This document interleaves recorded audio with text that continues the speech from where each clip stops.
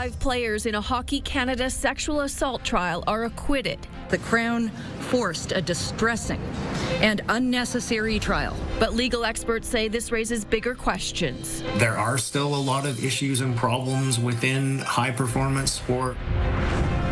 Dozens of illnesses and 2 hospitalizations now linked to the Saskatoon Farm restaurant. No energy, I can't really eat much. AHS launches a larger investigation.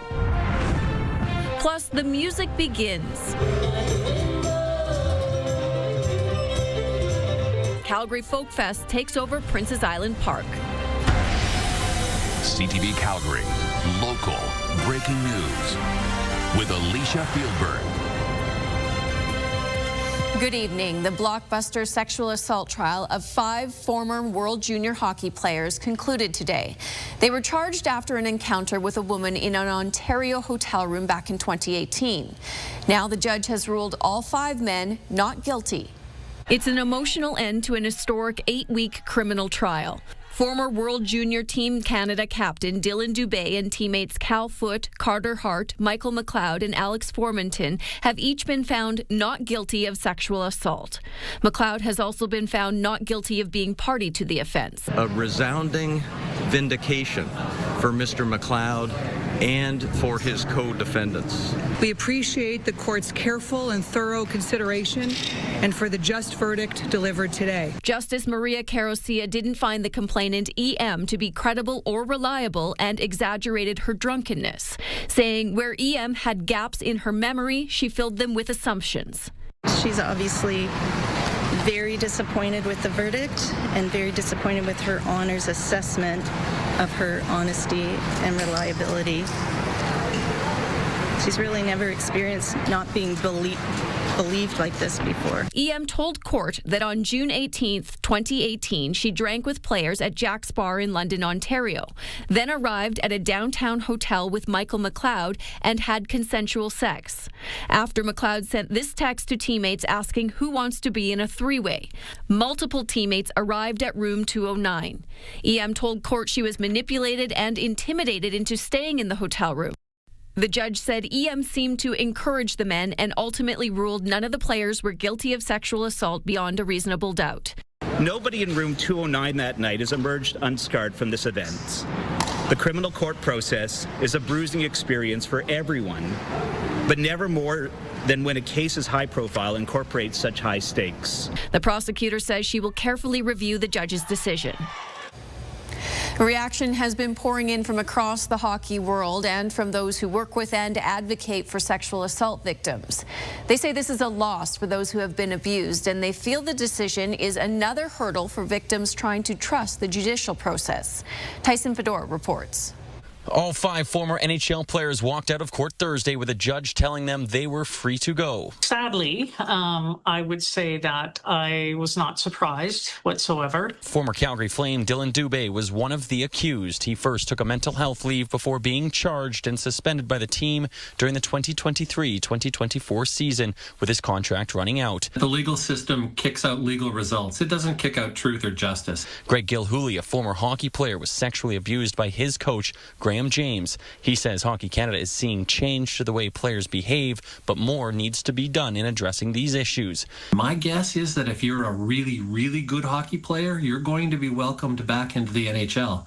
And if you're a bubble hockey player, NHL teams are going to say that you're not worth the trouble. Calgary's Communities Against Sexual Abuse says this decision is exactly why sexual assault survivors fear reporting. They do not think they will be believed in court. We have a 6% reporting rate of sexual violence in this country. And so we also have to remember that there's that whole 94% that don't come forward. And for the 6% that do, only 3% end up in trial. One Calgarian says she sympathizes with EM. I know what it feels like to be having to come forward and the fear and the judgment that one might feel over that. For those 5 guys, I hope you can live with yourself with whatever choices you did or did not make. A legal expert who researches hockey culture, violence, and masculinity in sport says there are still many troubling issues within high-performance sport. I think that whichever way this case went, it wasn't going to,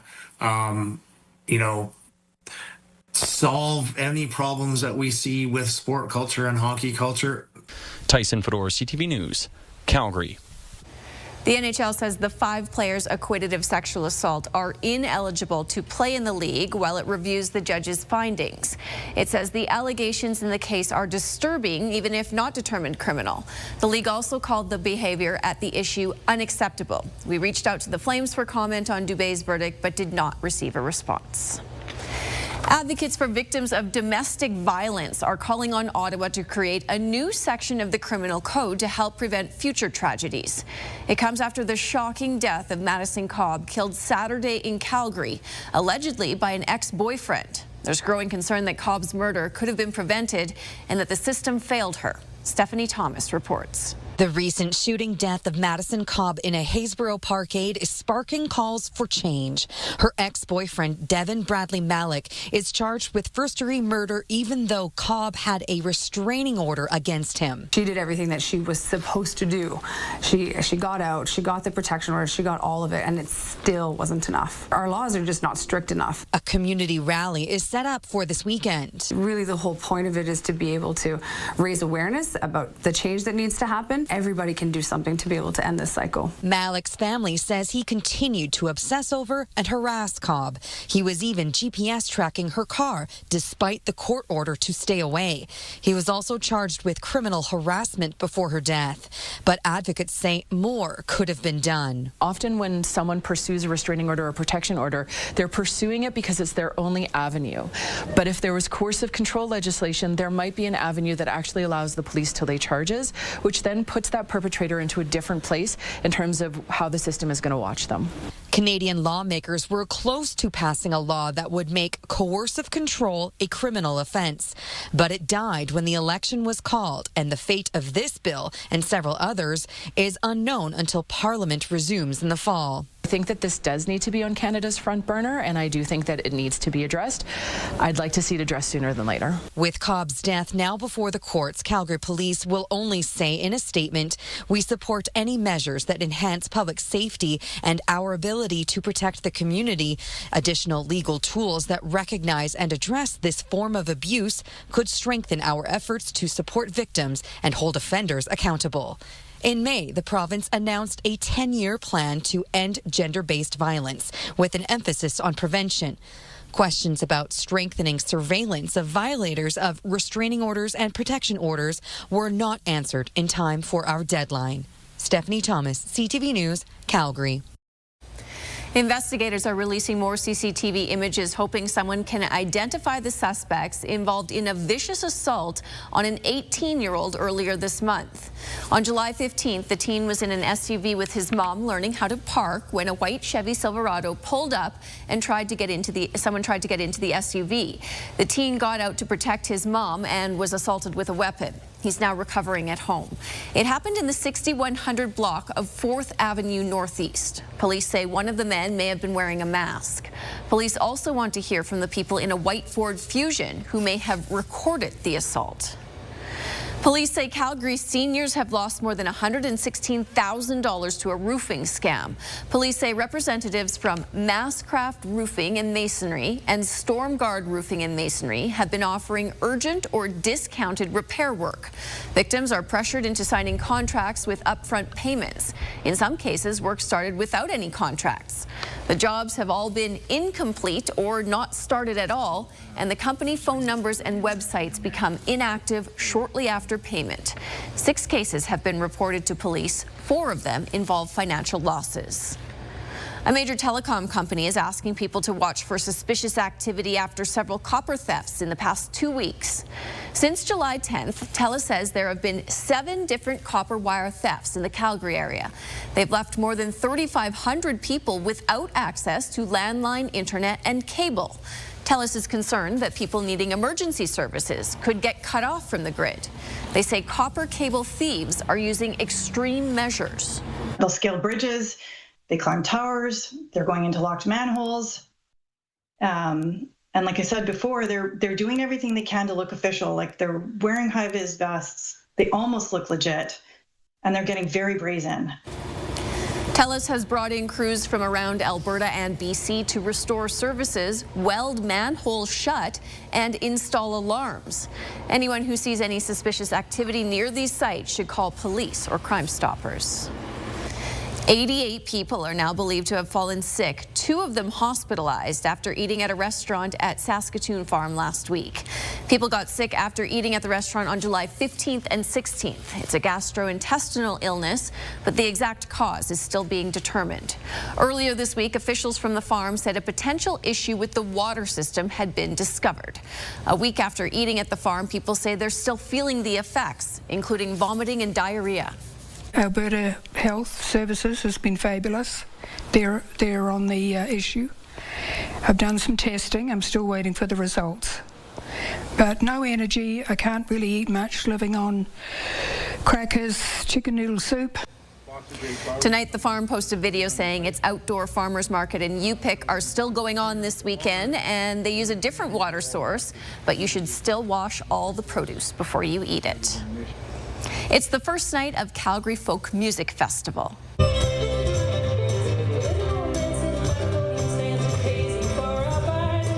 68 acts will play at Princess Island Park, including headliners Steve Earle, Reckless Kelly, Cake, and Los Lobos. Music ranges from folk and country to alt-pop and Afro-Cuban jazz.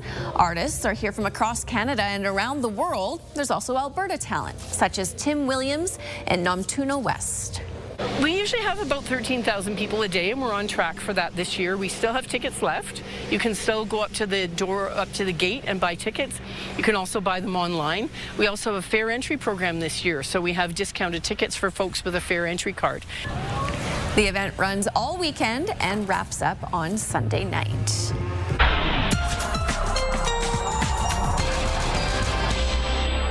Okay, Danielle, music is good, rain or shine, but you should prepare for both if you're going to Folkfest. Yeah, I think being prepared is key here. And if you are going to Folkfest, it'll be on the cooler side for sure, and a little on the wet side depending on which day you're going. So tomorrow will not be as warm as today. Today's daytime high was 27. Tomorrow we're looking at a high of 19. So a significant change in the temperature. Now for the morning, a mix of sun and cloud. In the afternoon by 1 p.m. we get into the chance of showers, and by 4 p.m. we get into the risk of thunderstorm activity. It will be even cooler by the weekend. I'll show you that in just a little bit. Thanks, Danielle. There are calls to tap the brakes on adding more bike lanes in Calgary. It's coming from the province, but at least one city councillor agrees. But some say it's not just bikes that use the lanes.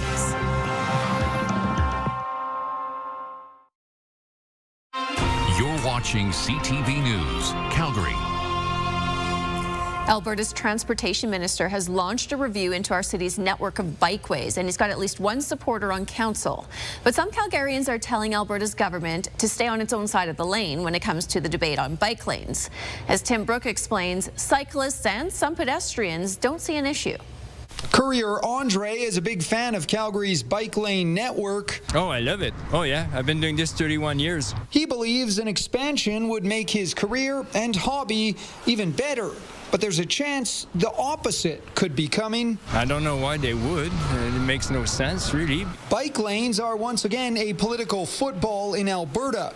The Transportation Minister wants the city to tap the brakes on any new lanes and confirms the province is reviewing the ones that already exist. He's backed by Ward 13's Dan McLean. We've spent a tremendous amount of money on bike lanes, and a lot of them are being utilized. McLean says he wants the 8th Avenue lane taken out and wants to see others, like the one on 12th, put under a magnifying glass. But he's facing pushback from the councillor with the majority of Calgary's 290-kilometre system in his area. What's really being asked for is for everybody to bow down to an opinion. Just because someone doesn't know how to ride a bike. City Council currently has unused approved funding for new lanes. If you want to be a city of the next generation, You guys got to get over this. The same debate is happening in Toronto, where the Conservative provincial government is pushing for bike lane removals against the city's wishes.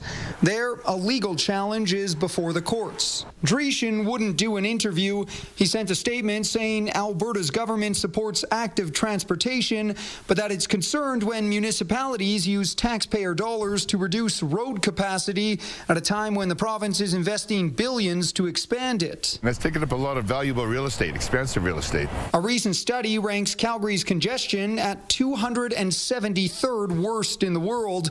Its average increase in travel time due to excess traffic is 23%. Tim Brooke, CTV News, Calgary.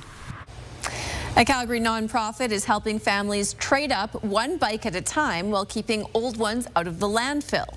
Youth en Route is hosting its second Kids Bike Trade Up this weekend. The idea is simple. Children outgrow bikes fast, but those bikes still have years of life left in them. Families can bring in bikes their kids have outgrown and leave with one that fits, all for free. The group also has dozens of toddler bikes that don't require a trade-in, and they're hoping to get as many kids riding as possible. We know the need for bikes in Calgary is really dire. There are schools where we have, 15 or 17% of kids have bikes. So that means, over 80% of them don't, and they want them. This is freedom for a kid. The trade-up event is Saturday between 10 and 2 at the Youth en Route Hub at 1212 34th Avenue Southeast. Another one is planned for October at the Genesis Centre in Northeast Calgary. The province is highlighting its record-breaking investment into Alberta's arts sector. It's putting more than $36 million into the arts, including a $4.5 million increase to the Alberta Foundation for the Arts, which funds hundreds of events and organizations throughout the year, including Alberta Ballet.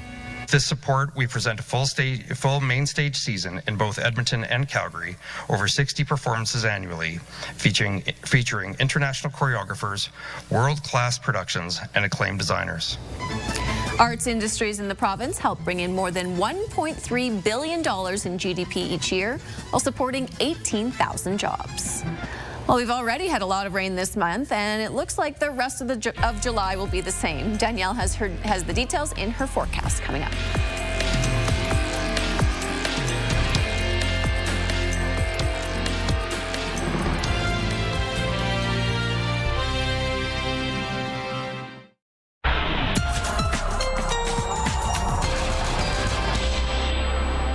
What a toasty day it was today. Lots of sunshine. We got into the high 20s in Calgary. Quite nice. Now we're going to cool down once again for tomorrow and the weekend. In fact, we'll be almost 10 degrees colder tomorrow in comparison to today. When we compare today to the rest of the country, similar temperatures in through Edmonton, Regina, Saskatoon, Winnipeg, and Thunder Bay, and getting into those 30s for that corridor, Toronto, Ottawa, Montreal, up to Quebec City. Okay, radar and satellite showing you the thunderstorm activity that's been happening in between Red Deer and Edmonton for the most part, and you can see along this line. This is a front that's going to be swiping through. That's going to cool things down for Calgary tomorrow. We'll hold on to the heat a little longer in the far south. So Medicine Hat, Lethbridge area will likely get into the 30s again tomorrow, and the cool down for the far south will arrive on the weekend. But for us here in Calgary, the cool down starts tomorrow. And some active weather with this as well. So as this front moves down, we are looking at, in the morning, a mix of sun and cloud. But by the time we get into tomorrow afternoon at 1 p.m., we get into the risk of showers. And by 4 in the afternoon tomorrow, the risk of thunderstorms arrives. And then that will track off to the east. So Brooks up through Drumheller over to Hannah-Oyen, Coronation could see some thunderstorm activity closer to 7 p.m. tomorrow. And then Saturday, in Calgary, on and off showers are possible. It doesn't look like it will pick up a huge amount of rain, a couple millimeters, if that, but it will be a gloomy, cloudy, kind of windy day. Just a high of 15 by Saturday. Okay, so 19 tomorrow, a mix of sun and cloud in the morning. By 1 in the afternoon tomorrow, the chance of showers, and by 4 in the afternoon, the risk of thunderstorm activity. For Saturday, on and off showers, gloomy, and just a high of 15. A little windy too, a cold wind out of the north. 18 on Sunday. We'll hold on to the cloud cover for Sunday. There's just a small chance of any sort of shower activity on Sunday, and we'll get back to the 20s, just barely, but back to the 20s to kick off next week. Thanks, Danielle. Many people try to spot animals while out hiking, but one determined Calgarian spent 3 years waiting for his chance to meet bison. We'll tell you how many kilometers it took. The Calgary Stampeders hosted the Montreal Alouettes at McMahon tonight. Far side, Mills barreling his way towards the end zone. He's in. Touchdown! The Stamps got the first touchdown and kept the upper hand throughout most of the game, but the Alouettes clawed their way back and win 23-21. Next week, the Stamps head to Ottawa to face the Red Blacks on Thursday. The Calgary Surge will host a free youth basketball clinic inside Chinook Centre this Saturday. Surge coaching staff will lead drills, and participants can also meet with Surge players at the south end of the mall. Kids between ages 7 and 14 of all skill levels are invited to take part. A Canmore hiking guide determined to meet the bison herd in Banff National Park started his quest in 2022. He finally found the elusive animals and accomplished another of his goals, hiking every marked trail in the national park. That's over 2,000 kilometers. Kevin Fleming reports. He has a massive map of Banff National Park on his living room wall, and Jeff Douglas has kept track of every trail he's hiked by marking them in yellow and blue. So mid-August to mid-September, I let my schedule as a guide be a little bit light, and if there's a 3-day or 4-day weather window, I have a very understanding wife and would see what I could accomplish during that time frame. Douglas owns Mountain Goat Adventures and is a professional hiking guide. His wife supported his quest to hike all the trails and find the bison herd. She also made sure he was safe. So usually at night and in the morning, Jeff will confirm via his InReach and the GPS device where he's at, if he's doing okay, if he needs anything, what his plan is for the day. So I always have an idea of the route he's taking as well, so I can track him along the way and make sure he's okay. Parks Canada reintroduced 16 bison in the park in 2017. Since then, their numbers have grown to close to 135.